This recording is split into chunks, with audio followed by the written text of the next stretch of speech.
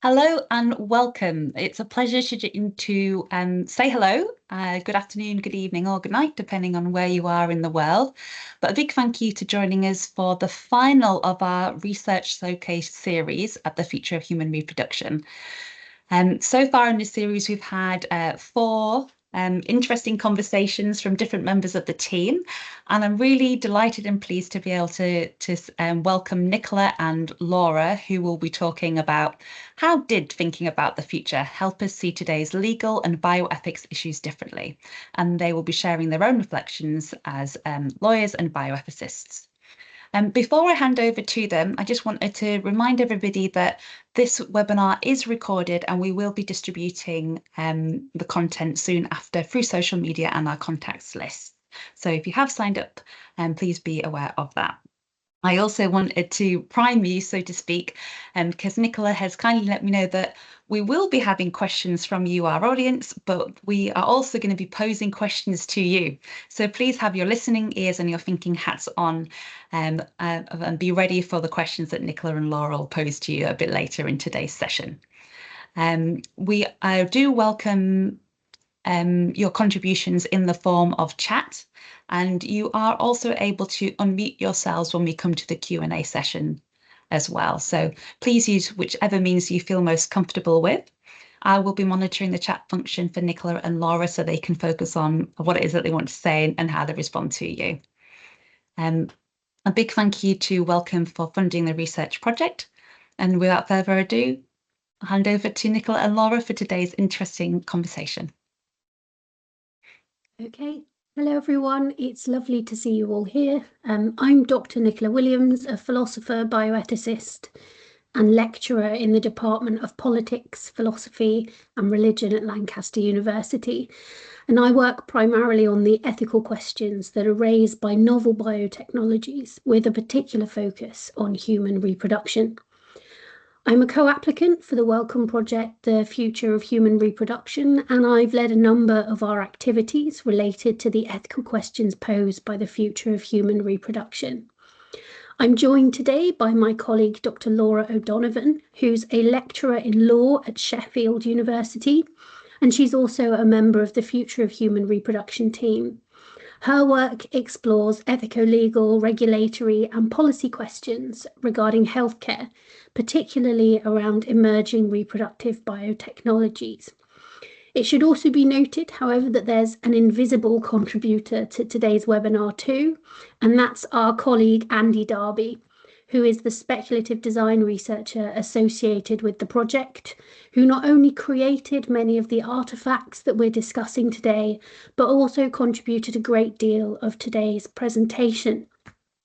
Now, during today's webinar, we want to explore the question of how thinking about the future and using speculative design or design fiction methods have helped us both individually and as part of a wider interdisciplinary team to see today's legal and bioethical issues differently, and in particular, the value that we think that engaging with design research methods has added to our own research, and in the future, how we might use this to inform things like stakeholder and public engagement activities. So for those of you who are new to the Future of Human Reproduction project, I'd like to give you a little bit of background. So the Future of Human Reproduction is an innovative interdisciplinary research programme which explores the cultural, ethical, legal and social challenges that will emerge as technological advances fundamentally change the possibilities for human reproduction. It's funded by a £1 million Research Development Award from the Wellcome Trust, and the programme seeks to push academic boundaries by developing new methods, research agendas, and interdisciplinary ways of working to tackle the conceptual and ethical implications of a range of future reproductive scenarios that are likely to be technologically possible within a generation. And these include artificial womb technologies, also known as ectogenesis, so the development of fetuses outside of the human body, in vitro gametogenesis, so new methods of creating eggs and sperm that will allow the creation of children with two same-sex genetic parents, multiple genetic parents, or just one genetic parent. and genome editing, which will enable a greater degree of control over the genetic makeup of future people. As part of the project, scholars from Lancaster, Sheffield, and Southampton University, working across disciplines including bioethics, law, philosophy, corpus linguistics, psychology, design, and English literature, have been working together to open up debates about reproductive futures and to shape the direction of humanities, social sciences, and bioethics research in this area. And today we're going to talk to you about just one strand of the research we've been undertaking, and that's the use of speculative design methods or design fiction as a vehicle by which to explore the ethical, legal, and social questions raised by artificial womb technology. So with that said, I'm going to now hand you over to Laura, who's going to give you a quick breakdown of the current state of affairs regarding artificial womb technology research.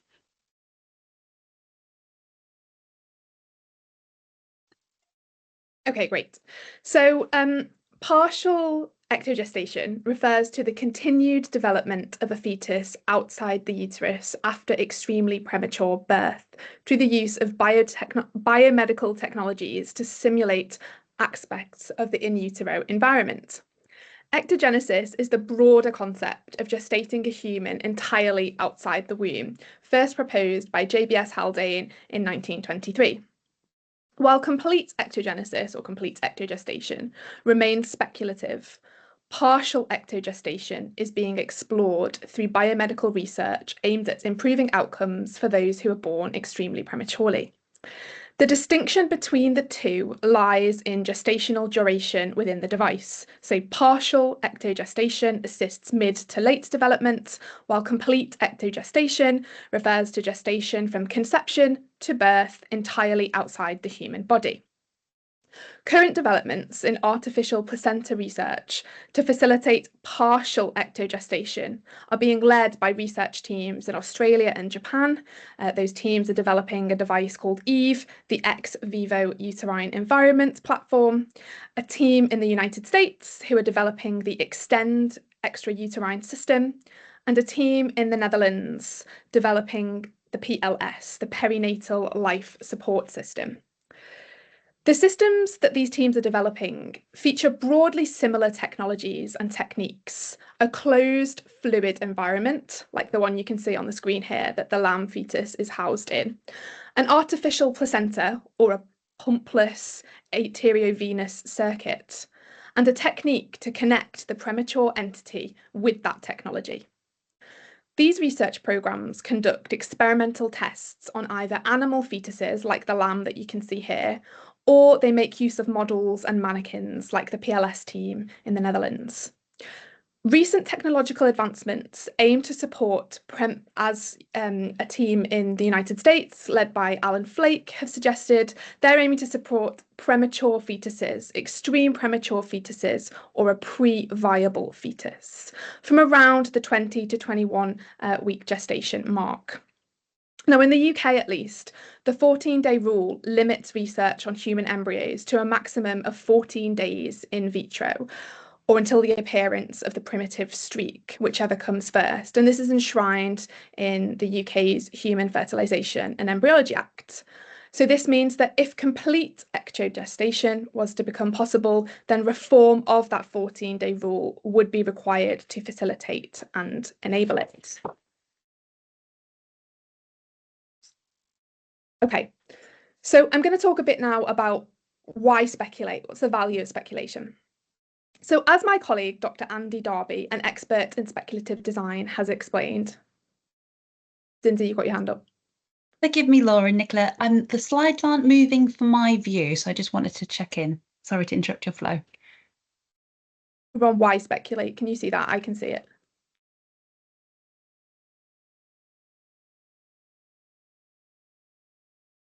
Nicola? Oh, Vicky, other you people can see. It might just be my screen. Thank you very much. Everyone can see the slides. Okay. Sorry to interrupt, Laura. Thank you, everybody. That's fine. Okay. So you can all see the screen that says why speculate. Yeah? Okay. Right, so as my colleague, Dr. Andy Darby, an expert in speculative design, has explained in a previous presentation that we collaborated together on, this was a presentation at the Socio-Legal Studies Association annual conference. Design fiction is a speculative design practice that creates fictional scenarios, objects, or narratives to explore possible futures. It blends storytelling, design, and technology to provoke critical thinking and discussion about the implications of emerging technologies and societal changes. The goal is not necessarily to predict the future, but to make it more tangible and debatable. So a design fiction exercise benefits its creators by expanding their creative thinking, allowing them to explore radical ideas beyond current technological and commercial constraints. It helps them consider social, ethical, and legal challenges and question the assumptions shaping an innovation. By making abstract futures tangible, it encourages and enhances interdisciplinary collaboration. Engaging with speculative futures also provides a low-risk space to experiment with ideas before real-world implementation. So in the Future of Human Reproduction project, a group of academics involved in the project from the disciplines Nicola mentioned before, including design, law, linguistics, literature, psychology, and philosophy, we all collaborated with Andy using the design fiction method to create a series of speculative artefacts, exploring some of the social, ethical, legal, and policy ramifications of the adoption of ectogestation across near and far futures. And I should also say that if you're interested in speculative design as an approach that enables thinking about the future, both prospectively and critically, then please do check out the previous webinar in this series, which goes into that in a bit more detail. For now, then, we're going to move on just to briefly introduce the artefacts that we created, and then Nicola and I are going to talk about some of the law and policy themes that we've pulled out of that. And I'll do my Chris Whitty next slide, please, just to avoid messing with it. So, Nicola, can you move the slide on, please? Okay, so speculative artefacts are tangible manifestations of speculative design, and they tend to embody diverse characteristics and forms.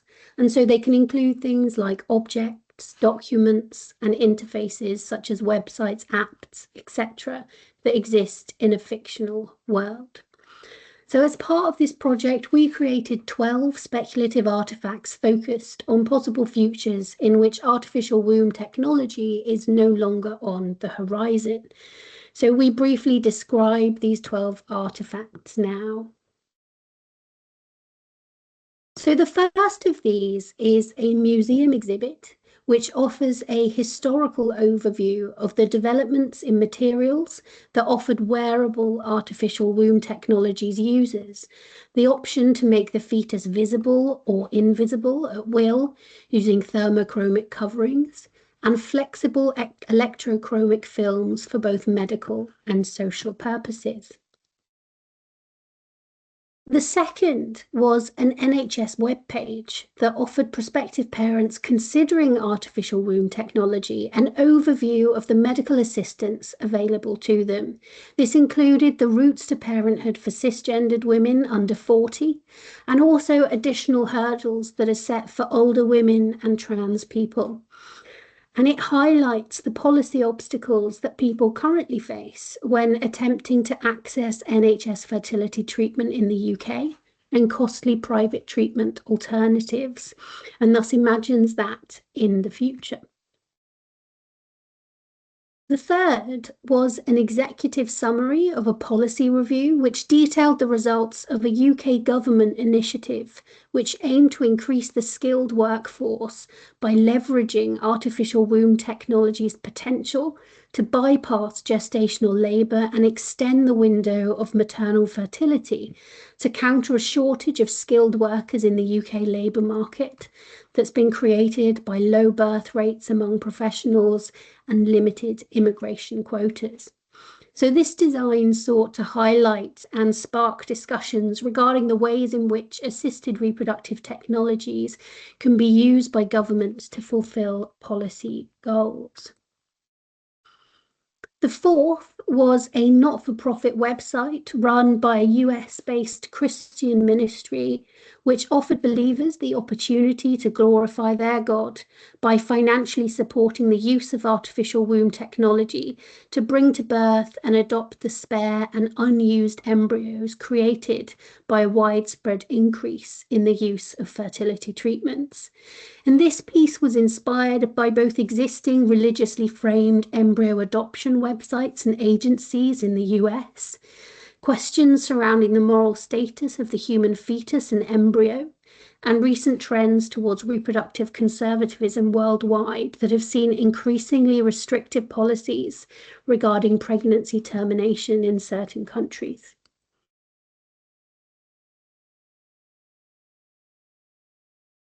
Okay, so this artifact is a commercial advertisement which offers prospective parents using transparent, home-based artificial placenta technologies, custom-made amniotic fluids as a solution to the problem of visible fetal excreta, with claims also made about how different fluids may be able to enhance fetal development. The next is an NHS web tool which offers prospective parents using artificial placenta technology the opportunity to determine their fetus's auditory experiences to improve its psychological development. The next, as you can see here, is a poster. It's a priority seating poster offering pregnant women and wearable artificial placenta technology users the same access to priority seating on Korean public transport, with the aim of lessening the physical burden of carrying the fetus around. Here we have an NHS health campaign targeting Black women exclusively, offering them artificial placenta technology in response to the high mortality rates during childbirth experienced by that demographic within care in the UK. Next, we have a promotional leaflet for a retirement community in which early retirees starting a family using artificial placenta technologies can live supported by a wide range of health and community programmes to help them cope with childcare. And here we have a corporate blog post by a guest blogger with personal experiences of birthing rituals, helping prospective parents planning an artificial placenta technology birth navigate the available options.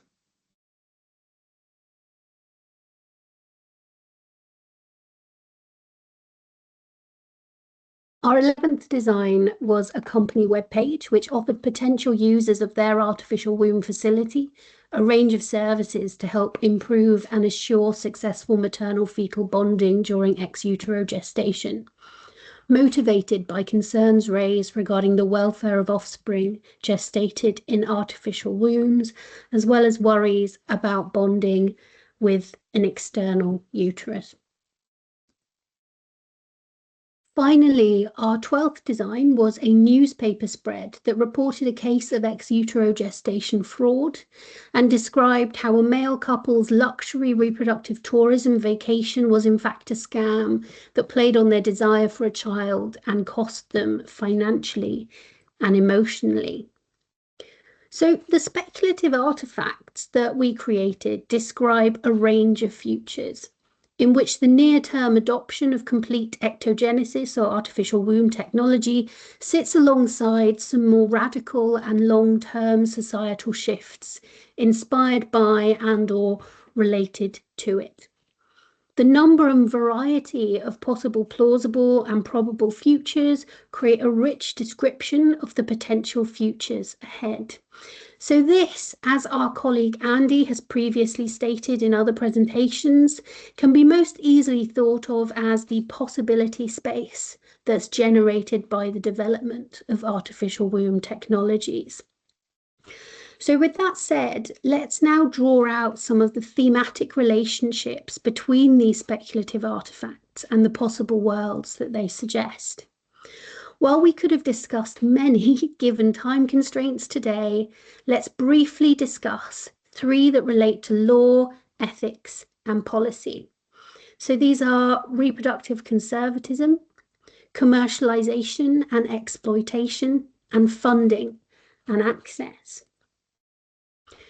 So the Genesis Ministries website, which details the use of artificial womb technologies as part of embryo sponsorship and adoption programs organised by a religious organisation in a future USA where the destruction of IVF embryos is no longer permitted, was explicitly designed in response to both current trends in nations worldwide towards reproductive conservatism and questions arising regarding the moral status and right to life of the human embryo or fetus when gestated outside of the human body, as well as the way in which artificial womb technology has been positioned by some in the ethico-legal literature as providing a solution to what some view as the problem of abortion, or a compromise position between so-called pro-life and pro-choice individuals in this context. The former, for example, can be seen in the overturning of Roe v. Wade by the Supreme Court in 2022, which led to a wave of abortion restrictions or near total bans in several US states, signalling significant rollbacks of reproductive rights, as well as the implementation in Poland in 2020 of a near total abortion ban, which restricted the already highly limited circumstances in which pregnancy termination can be legally performed, to include only circumstances where pregnancy endangers the life of the woman or is the result of rape or incest. The latter can be seen in discussions of artificial womb technology going back to the 1980s, which suggests that the right to terminate a pregnancy does not entail a right on the part of a woman to the death of a fetus, and that as a result, if it becomes feasible to safely transfer a fetus to an artificial womb, forms of pregnancy termination which necessarily result in fetal death will become morally impermissible. Those who forward this kind of argument thus distinguish between 2 aspects of pregnancy termination, which are currently but not necessarily linked, so extraction and termination, suggesting that while the former might be justified by appeals to an individual's reproductive and bodily autonomy, the latter is not. This is a view which echoes those of a number of prominent scholars earlier on in the abortion debate, who, while forwarding various arguments in favour of the moral permissibility of abortion, suggested that if it were possible to safely end a pregnancy without the death of the fetus, to insist upon its death may not so easily be justified. So key scholars who've made this claim include Peter Singer and Dean Wells, Blackshaw, Roger, and Thompson. Through the Genesis Ministries website, which was also heavily influenced by religiously motivated embryo adoption agencies and websites in the US, and debates within various Christian denominations regarding the ethics of this practice, which is supported by certain evangelical groups in the US but condemned by the Catholic Church. I therefore wanted to encourage exploration of questions related to the potential ways in which artificial womb technologies could be harnessed by groups that might be less commonly thought to support the use of this technology, as well as motivate consideration of questions regarding moral status and viability in a context in which artificial womb technologies allow for the gestation of human fetuses outside of the body from gestation until birth.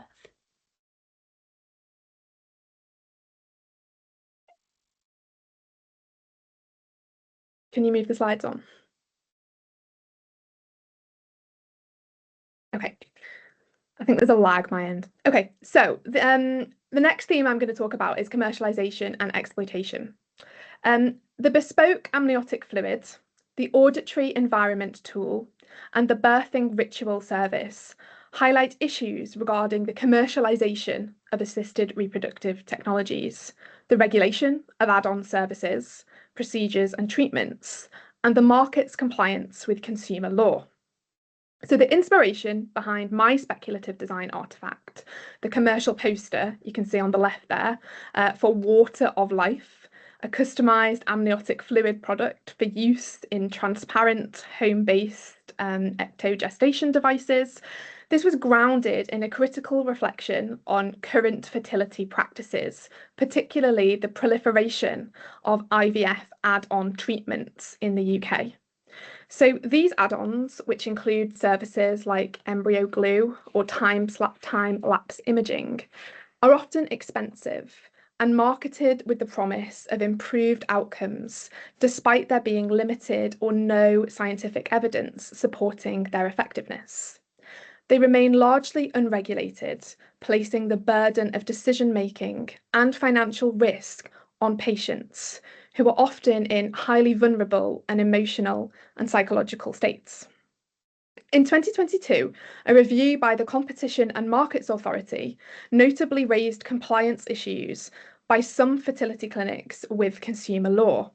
It found that privately paying patients were not always getting the information they needed to make informed decisions. Having long been concerned about how some clinics were offering their services, the Human Fertilisation and Embryology Authority, the body that regulates fertility treatment in the UK, introduced a traffic light system for rating treatments. Now, given its limited regulatory powers in this area, the HFEA's traffic light system aims to provide patients with information about the claims of and evidence for existing private sector IVF add-ons. However, a 2024 survey of 1,500 IVF patients found that 73% of patients had at least one clinic-recommended optional non-essential treatment, a figure that includes some add-ons that are also unproven or red rated on the traffic light scale, meaning that they may actually reduce treatment effectiveness. These design fictions also raise the issue of the regulation of add-on treatments in the future. So as noted, these issues already exist in relation to IVF. However, these artefacts raise questions regarding how this issue might become both more acute and a problem on a bigger scale, depending on the kind of add-ons that are developed alongside ectogestation technologies. So through the Water of Life poster, I wanted to explore how similar dynamics of commercialization and exploitation might evolve in the context of future reproductive technologies, such as ectogestation devices. So in this imagined world, companies capitalize on parental anxieties by marketing bespoke, colourful amniotic fluids that not only mask the aesthetics of fetal waste, as I mentioned earlier, but also claim to enhance fetal development, mirroring the persuasive marketing language of today's fertility industry. So in addition to raising a potential future problem requiring regulatory intervention, should this world ever come to pass, this also forces us to question whether our current approach to dealing with fertility add-ons and protecting vulnerable patients is adequate. Additionally, the design fictions also raise other questions with regards to exploitation and the regulation of innovative medical treatment. For example, when do we decide that research shows that a particular procedure or treatment is successful and will bring benefit to patients? Who decides? And how do we decide? And at what point does a procedure or a treatment become an unnecessary service? So the third law and policy theme that we want to highlight is that of funding and access to ectogestation technology. So the NHS webpage offering prospective parents an overview of treatment and funding policies, the summary of the UK government initiative to use ectogestation to solve labour shortages, the NHS campaign targeted at Black women, and the news story about reproductive tourism fraud. These all highlight the uneven and potentially exclusionary and coercive ways that this technology might be distributed. So these examples reveal how access to ectogestation in the future could be shaped by factors beyond clinical need or individual circumstances. Instead, restrictive eligibility criteria, racially targeted health interventions, and the instrumentalization of fertility to achieve economic objectives all reflect how structural inequalities embedded within current healthcare systems may carry over into and be exacerbated by emerging reproductive biotechnologies. So, as these design fictions demonstrate, access to ectogestation may come to be influenced by geography, race, socioeconomic status, and broader political agendas. These artefacts prompt us to consider how such technologies might reinforce existing disparities in reproductive healthcare and to critically examine the frameworks that will govern their distribution. These issues of access and exclusion also reflect broader patterns of inequality identified by anthropologist Shelley Colan, for example, through the concept of stratified reproduction. So this framework captures how reproductive labour and access to reproductive support is distributed unequally according to inequalities of class, race, ethnicity, gender, for example. In the context of ectogestation, the speculative scenarios suggest that some groups, typically those with greater privilege, may be prioritised in the development and distribution of ectogestation, while others may face systemic barriers or targeted interventions that mirror existing hierarchies. While such dynamics are already present in current reproductive healthcare, emerging reproductive technologies risk entrenching them further. So by drawing attention to these potential futures, speculative design invites us to critically examine how technologies like ectogestation may sustain or deepen existing equalities in reproduction. Ultimately, they raise a pressing ethical and policy question. Who will be granted access to ectogestation technologies in the future? And what does this reveal about who is already being excluded within our current reproductive healthcare system? So I want now to just reflect a bit more on the value of design fiction for thinking about these ethico-legal and policy questions. So design fiction's speculative artefacts can be a useful tool for speculation about biomedical futures. They provide a richer alternative to legal or bioethical thought experiments and case studies through which we might discover new ethical, legal, and social questions regarding the development and use of new reproductive biotechnologies like ex utero gestation.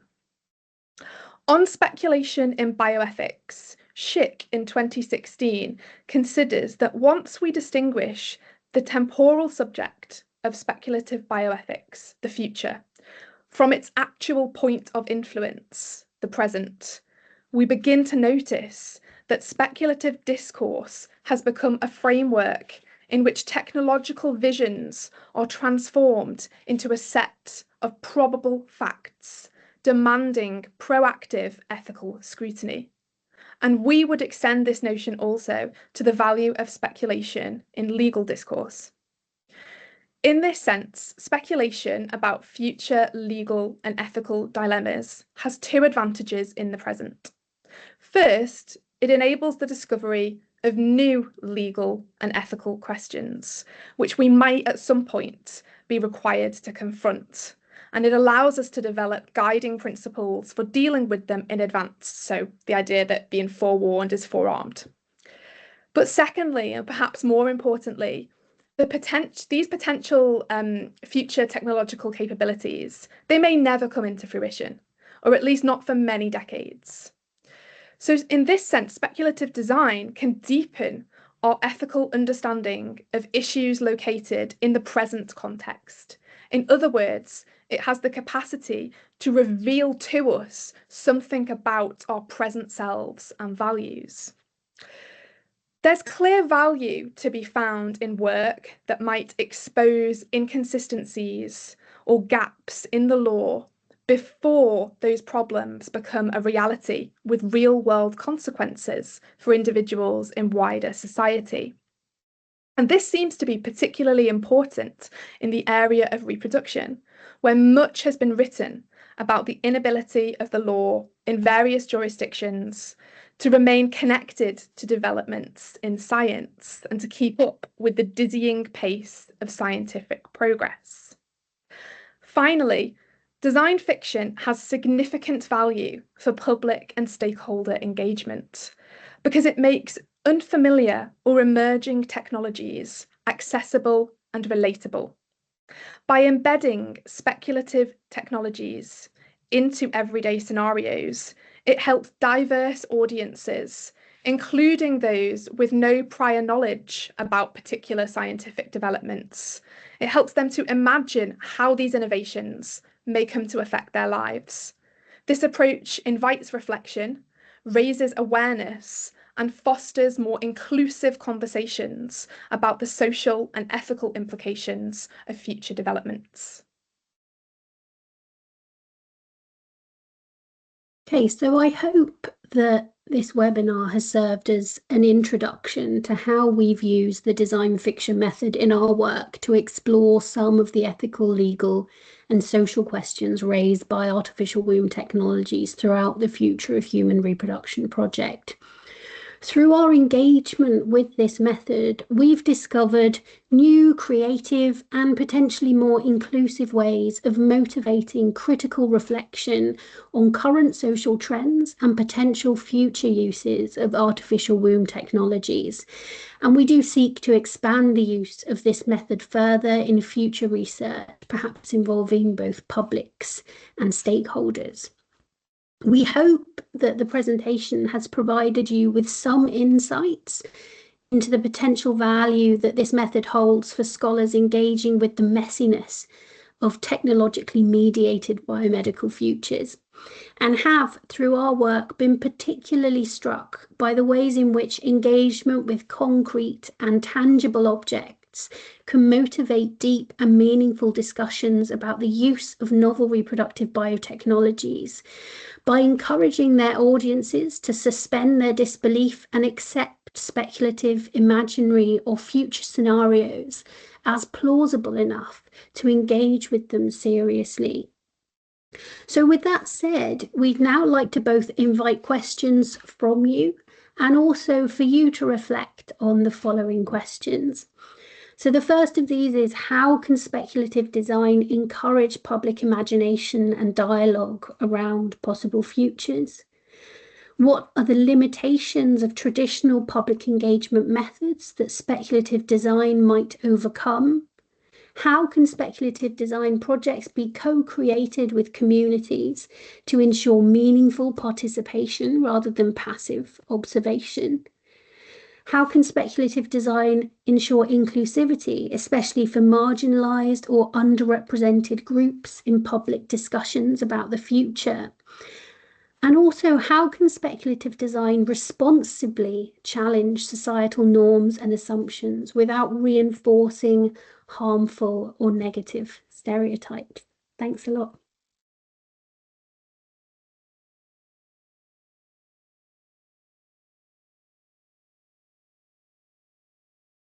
I don't know if you can see that, Nicola and Laura, but you've had a round of applause emoji come up here. More than one, a couple now coming through, 2, 3. I won't continue to count, but you're getting rounds of applause from everybody here. And I wanted to say it was a fantastic and really interesting presentation that you've given us. I've put in the chat a prompt to anybody if they had any questions, and you are welcome to unmute yourselves and contribute vocally if you wish. To kick us off, I've got a question for either of you or both of you, however you feel. And so people have a little bit of time to think of something that they may want to put into the chat. But my question to you is, for a lot of people, and I believe for yourselves, this might be one of the first times that they've come across kind of these speculative design artifacts. And there's clearly lots of benefits for using them, and it was really interesting to hear you talk about those. But I wondered, how did it feel to first engage with this process? And if you were going to introduce it as like a public engagement technique, because my background is public engagement, that's why I'm in the team, how would you go about doing that? What would be the artifact of choice that you would use? So 2 questions, really, forgive me. So for me, I think my first experience of using speculative design was quite uncomfortable. I've always kind of been a writer rather than a creator of things. And so it was quite an alien process to design, for example, the website that I designed. But in doing it, it made me think really clearly about what kinds of questions I wanted to prompt in the audience. And I suppose I found it quite useful because it wasn't suggesting to those who view it kind of particular answers to those questions, but suggesting that they needed to reflect on those questions. So I suppose that I found it to be a slightly less directive form of work. In terms of how I would use speculative design for public engagement, and I suppose what's important to note here is that these designs that we created were not designed for the purpose of public engagement. And if we were to be creating designs for that purpose, we'd need to think very, very carefully about the kinds of messages that they send, about how they might be received, etc. So I suppose that's kind of one key difference. I don't know, do you have anything to add, Laura? No, other than I also found it uncomfortable and I've realised I'm really not very creative. So that was tricky. For me, so I think it was about having a hook. I needed something to anchor things to in the present. So I was thinking about issues I was currently thinking about, IVF add-ons, patient vulnerability, and I thought, okay, let's start there and then let's sort of expand from there. So I needed that kind of real world hook to then be able to start thinking about, you know, sort of incremental developments and then that got us to sort of that end point. Yeah. I think that's also the case for me. So my design was very much motivated by my engagement with embryo adoption agency websites in the US and the kind of so-called snowflake babies. And so that's kind of how I modeled the language, how we modeled the imagery, etc. It was all kind of very much based in existing things, but just extrapolated to this novel technology. I think that was the method that most of us sort of adopted, right? Because I'm thinking even about Sarah Fauvargue's poster, which is ectogestation technologies targeted at Black women in particular. I think the inspiration for Sarah's piece was the embrace data that shows that Black women are 4 times more likely to die during childbirth than white women. So it's about having that thing to anchor yourself to in the present and then sort of, to develop from there. Great, another thumbs up. And I'm just read the comments because you've kind of covered them, but I'll read them just in case there were elements that you wanted to pick out. So the first comment that was made midway through the presentation stays here from Molly Gray. A very interesting presentation. Did you test out the stimulus materials of the different speculative futures with members of the public? And can you elaborate on how to balance presenting future scenarios that encourage creative thinking with ensuring those scenarios remain realistic and plausible? Yeah, so we did cover that in the sense that these designs weren't created for the public and they haven't been displayed in kind of in that sense or used for public research. But yeah, definitely it's very important to strike that balance and to ensure that the futures that are being discussed are plausible. And that's kind of especially important given that what we're interested in is discussing potential future ethical and social and legal questions. And if our designs aren't plausible, then why? So Yeah, I think also the risk there, I suppose, is I'm just thinking about, I mean, we spoke about it at our milestone event last week, but that Ecto Life video by Hashem Al-Ghaili, the science communicator, that people believed. So I think that's the risk, isn't it? Creating something that's so far out there, but that people believe it. And so I guess the balance there is not wanting to contribute to any kind of misinformation, and making it clear, sort of being clear what the parameters are of when, you know, people engage with the artifacts. So no, Molly, we haven't used the artifacts with the public, but I mean, I think it is something we've all spoken about, and I think it is something we'd like to do. It's about carefully sort of thinking about the parameters of that, so, you know, and how we go about that, and whether, you know, we can use these artifacts or we make some new artifacts. I'm not sure. Yeah. Thank you. And you both also talked to this related point that was made in the chat by Amy, who says also, thank you for a fascinating presentation. I wonder if you have any anxieties about releasing these speculative artifacts into a world of AI and alternative facts on the internet. So points that you've spoken to.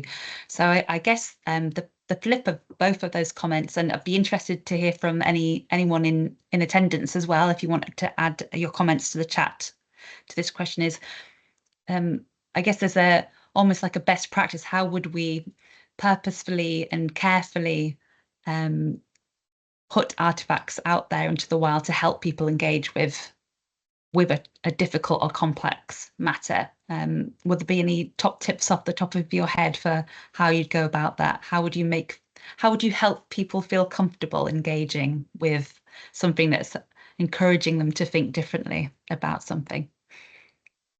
So I suppose definitely before we were even to consider kind of releasing these types of artifacts, we would speak to people that know a lot more about it than Laura and I. And so that would include our speculative design colleagues who know much more about the best ways to present these things.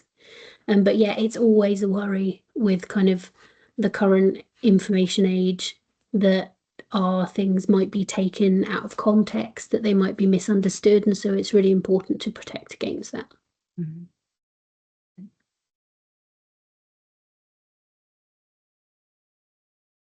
Okay. I think that brings us, unless there's a few final tip taps on the keyboards of people listening, I think that brings us to the end of the questions. Nicola and Laura, did you have any final comments that yourselves wanted to make? No, just thank you to everyone for coming and listening to us talk about what we found to be a really interesting and enriching experience. Oh, excellent. And before Laura makes her final comment, I'm sure I just saw it, although it's just disappeared. Maybe my eyesight must be going crazy for this webinar. I thought I did see Federica's name pop up with a final question, but perhaps I've been misled. My eyes, I'll get them tested out. I'm sure I saw another comment come up. So Laura, over to you for a final comment for you, and then we'll wrap it up. No, just it's been a really enjoyable experience actually doing this. At the beginning, I was uncomfortable, but it's been really interesting, and it's another method, I think, now that we're keen to utilise to explore ethical and policy questions, legal questions further. And so I think there's definitely more work to be done in this space. Yeah, so thanks very much for attending. Oh, excellent. That's great. I'm just getting some comments coming in, and so thank you very much for a fascinating presentation. Federica did have a question, but she says thanks a lot, that she was on mute, and she couldn't unmute herself. So perhaps we'll catch up with her another time. And lots of thank yous coming through. Brilliant presentation. I think a nice one to send us off with. Having spent many years of my life doing a thesis on this very area, I thought this was a very interesting way forward in 21st century development of the thought experiment. Thank you. Thank you, thank you. And yes, Federica says she'll reach out with her question. I'm glad it wasn't my eyes. Thank you, Federica, for messaging that. Yes, so thank you to Nicola and to Laura for a really interesting presentation today. Lots of rounds of applause emojis coming through as well. If you can see them, that's fantastic. We will, as I say, be sharing this recording soon after, hopefully in the next couple of days, and a blog will be available on the Future of Human Reproduction website.